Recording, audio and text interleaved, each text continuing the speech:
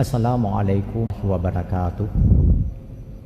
Alhamdulillah wassalatu wassalamu ala Rasulillah wa ala alihi wa sahbihi wa mawalah. Bapak-bapak, ibu-ibu, para jemaah sekalian yang berbahagia, syukur alhamdulillah atas izin dan kehendak Allah kita telah dapat membuat pilihan terbaik di tengah hari ini. Pilihan terbaik yaitu memilih untuk melaksanakan salat fardu secara berjamaah di awal waktu dan di masjid.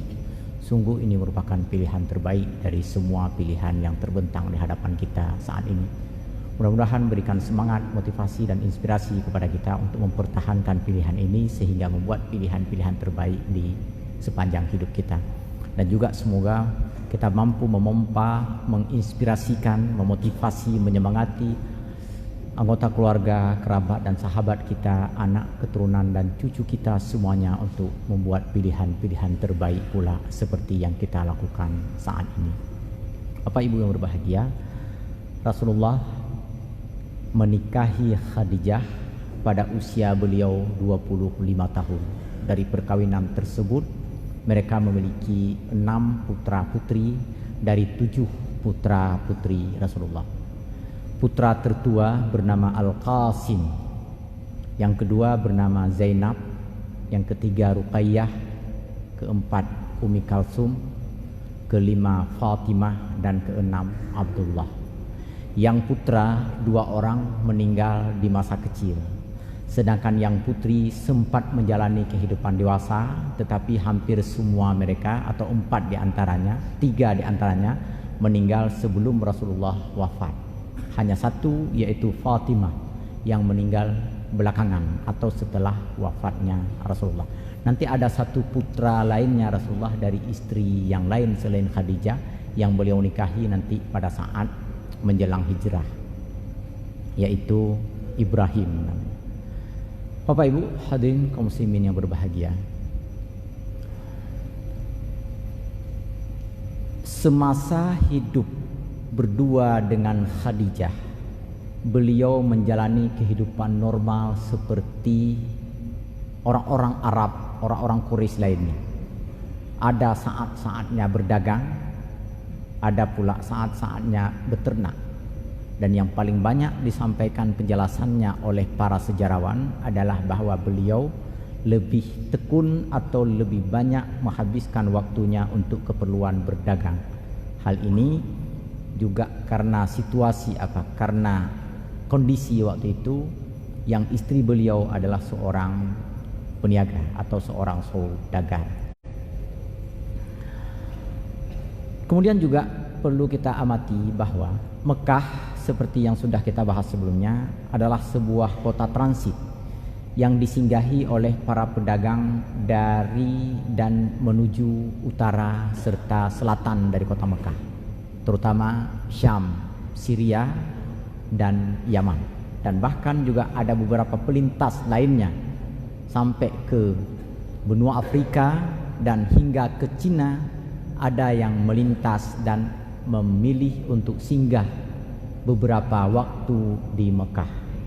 Oleh karena Mekah sebagai kota transit dikunjungi oleh banyak sekali orang, maka terjadi akulturasi budaya, terjadi percampur adukan adat istiadat, dan ada efek negatifnya bahwa tradisi kebiasaan-kebiasaan buruk yang ada pada negeri-negeri asal itu ikut terbawa ke Mekah, dan para penguasa kota Mekah itu memberikan pelayanan yang maksimal untuk para penyinggah, untuk orang-orang yang melakukan transit di sana. Oleh karenanya mereka juga menyediakan berbagai macam hiburan. Ini yang patut kita cermati. Ada kegiatan hiburan tahunan, ada bulanan, bahkan ada pekanan atau mingguan.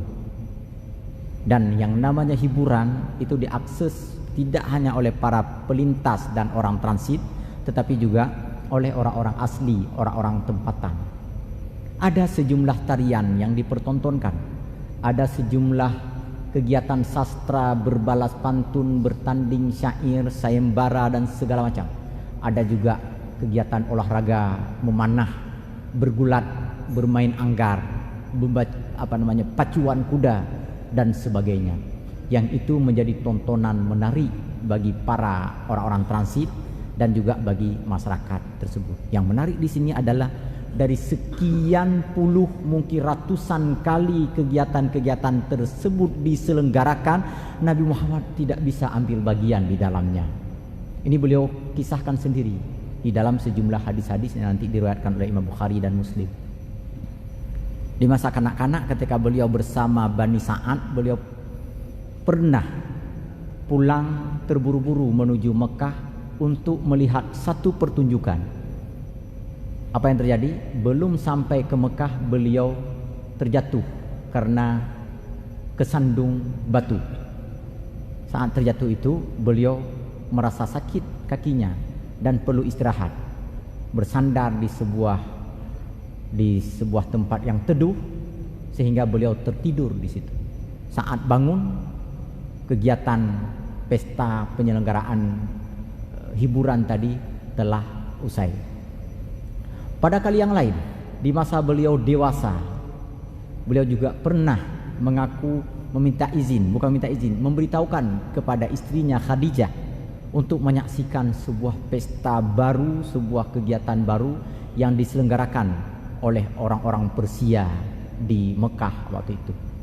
Lagi-lagi ketika beliau menuju ke sana, ada sesuatu yang menghalanginya sehingga beliau tidak jadi pergi ke sana.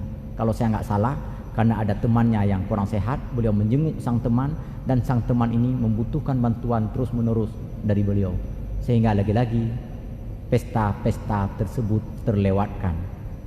Bapak Ibu, dalam menonton, menyaksikan kegiatan pesta, kegiatan hiburan, kalimat-kalimat buruk, ungkapan-ungkapan tercela, bahkan perilaku-perilaku tercela itu sudah biasa terjadi, tak hanya dulu sampai sekarang. Seandainya tariannya menarik, mungkin orang-orang akan menyampaikan ucapan-ucapan yang berupa porno aksi, porno ungkapan, mungkin porno narasi, mungkin dalam bahasa sekarang. Kalau umpamanya tarian-tariannya itu tidak menarik, mungkin akan keluar hujatan, cacian, makian dan sebagainya. Dan masyarakat Mekah waktu itu terbiasa dengan ucapan buruk, dengan cacian, dengan hujatan, dengan sumpah serapah dan sebagainya. Dan Nabi Muhammad terhindar dari semua ini. Beliau tidak pernah mendengar cacian, beliau tidak pernah mendengar hujatan.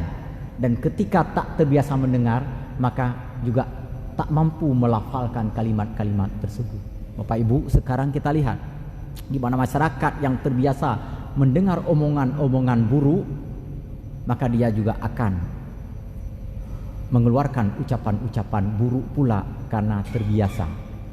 Begitu pula dengan gerakan dan aksi, kalau ia sering menonton yang tak baik, maka berpeluang untuk melakukan yang tidak baik pula. Banyak lagi catatan lain yang mengisahkan tentang beliau. Di usia beliau 40 tahun nanti. Tapi sebelum ke sana, ada peristiwa di usia beliau 35 tahun. Di usia beliau 35 tahun, Ka'bah, ada dua riwayat yang menyebutkan ini, Ka'bah rusak akibat hujan terlalu deras. Yang kita tahu posisi kota Mekah yang berada di ketinggian di tempat lembah yang rendah, sementara dikelilingi oleh pegunungan batu cadas, hujan yang turun tak henti-hentinya sehingga terjadi banjir bandang, aliran air yang terlalu kuat sehingga menghantam salah satu sisi Ka'bah. Ka'bah pun rusak waktu itu. Ini menurut satu riwayat. Riwayat lain mengatakan bahwa waktu itu memang tinggi dinding Ka'bah terlalu rendah. Ada yang mengatakan sekitar 8 hasta. Berarti kalau 8 hasta sekitar 4 meter lebih kurang. Sehingga memudahkan orang untuk melompat ke dalam Ka'bah, untuk memanjat ke dalam Ka'bah dan mengambil sejumlah benda yang disimpan di sana oleh para pemuka kota Mekah. Walaupun pintu dikunci, tapi orang-orang memanjat untuk masuk ke sana. Muncul inisiatif untuk memugar Ka'bah. Ini riwayat kedua. Di riwayat kedua ini disebutkan bahwa seorang pemuka atau tokoh kota Mekah waktu itu bernama Walid bin Al-Mughirah Al-Makhzum itu mengumumkan kepada masyarakat dan menanyakan siapa yang keberatan di antara tuan-tuan untuk saya ganti dinding Ka'bah ini. Rupanya tidak ada yang berani atau tidak ada yang menyatakan keberatan. Dan Walid juga mengatakan bahwa dinding ini sudah terlalu tua, dinding ini harus diganti. Kalau tak diganti hari ini, esok lusa juga harus diganti. Karena tak mungkin akan bertahan seperti ini terus menerus. Mau tak mau, maka tokoh-tokoh penting lainnya pun setuju. Mulailah di bawah pimpinan Umayyah bin Al-Mughirah Al-Makhzum, adiknya sendiri, itu dibongkar dinding Ka'bah yang sudah lapuk tersebut. Ini menurut riwayat kedua. Saat dilakukan pemugaran, batu hitam atau yang kita kenal dengan Hajarul Aswad itu dipindahkan, diletakkan di tempat yang tertinggi, tidak atau terhindar dari melangkahi, membayang-bayangi dan sebagainya. Karena dalam tradisi masyarakat Arab, Hajarul Aswad itu juga dimuliakan oleh mereka, tempatkan di tempat yang tinggi. Mereka jaga dengan baik, tidak ada yang menyentuh dan memegangnya.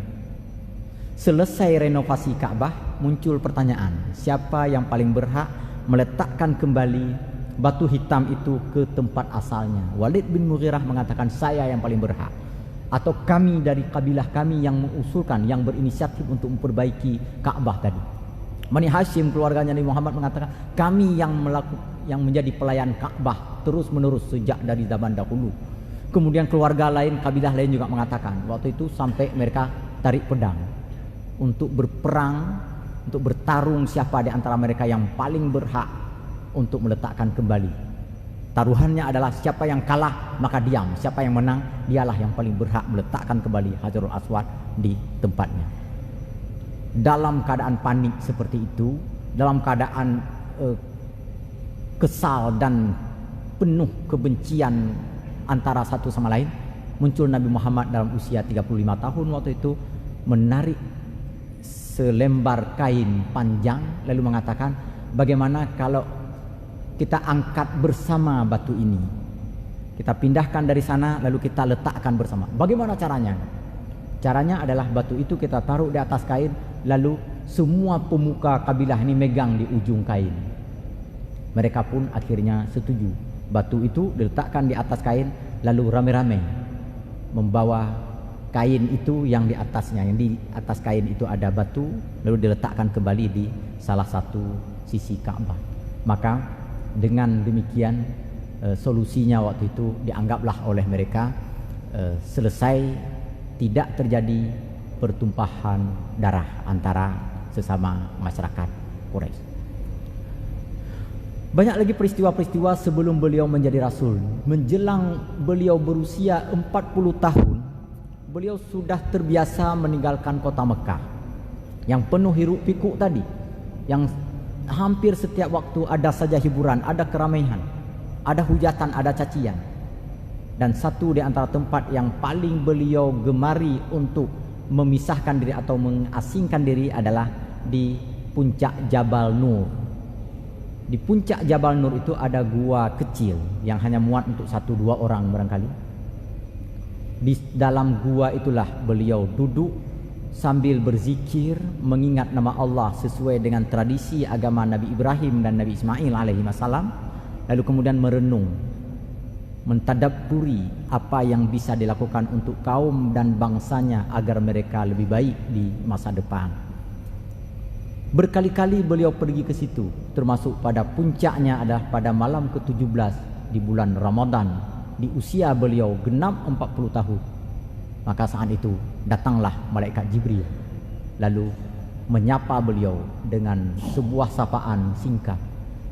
Sapaannya yaitu, Iqra, bacalah wahai Muhammad. Iqra ya Muhammad. Nabi Muhammad waktu itu memberikan respon, menjawab, ma ana biqari, saya tidak bisa membaca. Jibril kemudian memeluk Nabi Muhammad. Setelah itu melepaskan kembali pelukan, mengulangi perintah tadi, Iqra ya Muhammad. Tadi pada saat perintah pertama Nabi Muhammad merasa sangat takut dan cemas. Setelah dipeluk pada saat perintah kedua, Nabi Muhammad sudah sedikit lebih berani. Beliau mengatakan, ma ana biqari, saya tidak bisa membaca. Kembali Jibril memeluk hingga 3 kali menyampaikan perintah. Nabi Muhammad tetap bertahan dengan satu kata, ma ana biqari, saya tidak bisa membaca. Setelah itu Jibril menyampaikan 5 ayat dalam surah Al-Alaq. Iqra bismi rabbikal ladzi khalaq, khalaqal insana min 'alaq, iqra wa rabbukal akram, alladzi 'allama bil qalam, 'allamal insana ma lam ya'lam. Bacalah dengan nama Tuhanmu yang telah menciptakanmu, Tuhan yang mengajarkan manusia dari pena, Tuhan yang menciptakan dari segumpal darah, Tuhan yang mengajarkan dengan pena, Tuhan yang mengajarkan apa yang belum diketahui oleh manusia. Walaupun tadi sudah dipeluk hingga 3 kali, tetapi rasa takut dan cemas karena ini merupakan peristiwa yang tak biasa tetap membuat Nabi Muhammad ketakutan dan menggigil. Malam itu pula beliau turun dari puncak Jabal Nur, pulang ke rumah, melaporkan peristiwa yang baru saja dialaminya kepada istri beliau Khadijah. Dan Khadijah menyelimuti beliau atas permintaan beliau karena menggigil ketakutan waktu itu. Beliau minta untuk diselimuti dan minta ditemani. Setelah itu beliau juga ingin mendapatkan informasi lainnya dari Khadijah. Khadijah mendatangi salah seorang pamannya, namanya Waraqah bin Naufal. Waraqah ini adalah salah seorang yang memahami ajaran Kristiani. Ia beragama Nasrani waktu itu dan merupakan salah seorang pendeta bagi masyarakat Mekah dan sekitarnya. Waraqah membaca penjelasan-penjelasan tentang kenabian dan kerasulan dari kitab suci yang dipelajarinya. Sampai-sampai Waraqah mengatakan pada Khadijah, jangan takut, jangan gundah dengan peristiwa ini. Ini pertanda ia akan diangkat oleh Allah menjadi seorang rasul. Dan seandainya nanti ketika ia berdakwah, saya masih hidup, saya yang pertama sekali akan menjadi pengikutnya, kata Waraqah. Informasi ini sangat menenangkan Khadijah dan segera saja disampaikan kepada Nabi Muhammad, dan Nabi Muhammad pun menjadi lebih tenang dibandingkan sebelumnya. Bapak Ibu berbahagia, demikian lebih kurang tuturan Safiur Rahman Al-Mubarakfuri di dalam Ar-Rahiqul Maktum. InsyaAllah kita lanjutkan pada pertemuan mendatang. Lebih kurang saya mohon maaf. Wassalamualaikum warahmatullahi wabarakatuh.